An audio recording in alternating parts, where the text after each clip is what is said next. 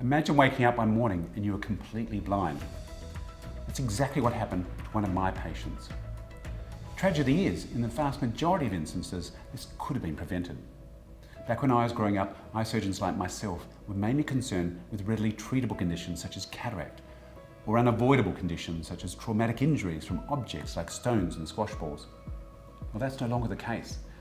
In fact, an increasing proportion of our work is spent trying to prevent and treat vision loss and blindness caused by diabetes.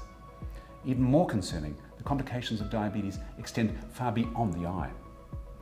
I see many patients who have had heart attacks, strokes, amputations due to gangrene, and kidney failure leading to dialysis.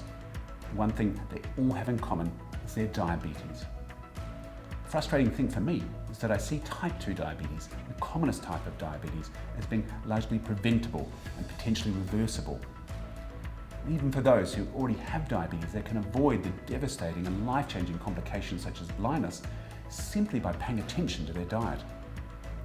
Professor Peter Brukner and his team have done a wonderful job establishing the Defeat Diabetes program.